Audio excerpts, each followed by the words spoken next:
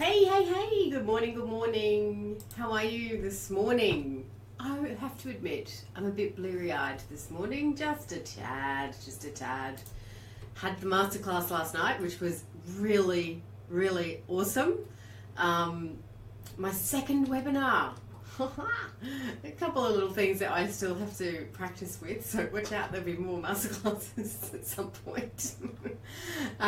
Yeah, but it was really good, and I'm really grateful for a lot of you who showed up too for it last night. Makes it really easy being on the other side and seeing people that you know. Webinar world is so different to standing up and presenting live. It's actually really nerve-wracking. I was skited yesterday, a bit scared, a bit excited, bit of everything going on. All right, can you just send me some love hearts or likes? I can see that I've got people on, but I just want to make sure that I've got everything working here this morning. It's still a bit cold here. And also say good morning. And you know what? I just need to bring my screen over a little bit. It's just my camera was in the way. Who have we got? Have we got people? We do have people. Why can't I see? Oh, there we go. Now I can see. Janet, thank you for being on the masterclass last night. And I think Michelle popped in there for a little bit as well. Thank you so much. It was really good. And it was a really, really good masterclass. So if you didn't get the chance to tune into it live, the thing about tuning into a live masterclass is it's interactive and it actually makes you do some of the work straight away. So I always make my masterclasses get you to do some work. I don't want you to just sit there and listen to me say stuff. I want you to actually think about, okay, where am I at? Where do I want to be? How do I want to feel? What's it like for me? What am I going to focus on? So they're really good like that. So if you're listening to the replay, make sure you take the time out to actually sit down and pretend that you've gone to school for an hour and that you're learning something new, because you'll get a lot out of it. You really will get a lot out of it. And I was surprised with the people who were on last night, people that I know and people that are my clients and students that I've worked with for a long time. Morning, Robin. Surprised at the new things they were getting or the new ways they were feeling or the things that they want to start focusing on now. So life is always changing. It's really good to always be topping up with this kind of information. So, those of you that have been, I just need to take a sip of tea. I've got a croaky throat this morning from all the speaking I was doing last night, I think. Michelle's just saying, really enjoyed the bits I managed to watch in between interruptions from work colleagues. Oh, how rude. Morning, Sam. Okay, so let's talk about today. Let's wrap up this week. This week's been amazing. It's been really cool. I've really enjoyed our 555s and seeing you all back. So thank you so much for joining me again for season 4. But as we wrap up, this week's kind of been a lot about, desires and goals and what do we want and who do we want to be. There's kind of been a bit of a pattern to it. We've, talked about the desires, and then we talked about how we get to choose, and then we talked about how we wanted to have some fun and passion and fulfillment. Yesterday we talked about loving ourselves up no matter where we're at. And today I just want to touch on choice again, because I really want to have you guys hear me talking about who actually has the control here in your world. When it comes to money, it's not the banks that have control. It's not it's not the boss that has control. It's not your business that has control. It's not your ex-husband that you're pissed off with who has control. You are the one that you're the one that's in charge here. You are the one that's in charge. So look at the people in your life where you are feeling like you are being controlled by them, because that will be a sign that you're not actually taking charge and taking responsibility. Does that make sense? So, for example, if it's an ex-husband and you still can't stop thinking about how he did this to you and he was terrible, he's still got some kind of control over your thoughts. You're still not in charge of your life. So look at those kinds of people and go, okay, what's my relationship like here? Who's in control? It could be your 2-year-old. Who's in control here? Me or my 2-year-old? Because face it, that sometimes happens where they kind of take over and you're like, hang on a second, I'm the mother, I'm the parent, what's going on here?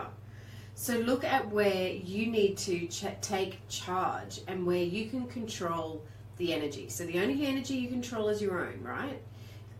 But if other people's energy is coming in on you and suffocating you, get rid of it. Get rid of it. You need to stand and feel strong, confident. Stand up in those beliefs and those desires and that passion, all that stuff we've been talking about this week. Feel strong and feel confident. And take the responsibility for doing this for yourself. Nobody else is going to do it for you. I'm sorry, there is no knight in shining armor on a beautiful white horse. He's just not coming. It's up to you. And I'm saying that with absolute love for who you are, but it's really time to step up and take responsibility. You know, stop mucking around. I said in the masterclass last night, we are here on this planet for such a short period of time. You've really got to get that. You've really got to get that the last 10 years that you've been whinging and complaining and moaning about your life, you are never going to get that back. How amazing if that 10 years could only have been 1 year, and then 9 years of fun, love, joy, and adventure. So really start getting the responsibility happening in your life so you can live. You know, those of you that were on the masterclass last night heard me beautiful Janet saying, don't bloody want him, the night, that is. Yeah, that's right. Because you want your life your way. Yes, there's going to be negotiations and compromise and all that kind of thing when the right person comes along. Of course there will be, because you're a team and you live together. But always you first. You, then you and your partner, then you and your family. Right? You have to go to the top and you have to take responsibility. It is scary, but once you have it, it's liberating. And which is what Michelle's just saying there. It's liberating and it is important. Hello, Danny, it's my sister. Hi! I haven't seen you for ages. It's really liberating when you can stand in your own space with that confidence and go, you know what, I'm just not going to have the shit be like this anymore. No shit be like this, girlfriend. Not happening. I'm going to do my life my way. Danny's just coming in on the bit I was going to talk about. In the masterclass last night, at the end of it, I was saying how important it is to get this shit sorted because life is so short. And, you know, and those of you that know the story about my mum who passed away at 59, people. 59. Very suddenly, very unexpected, healthy person, living life, having a great time, boom, passed away.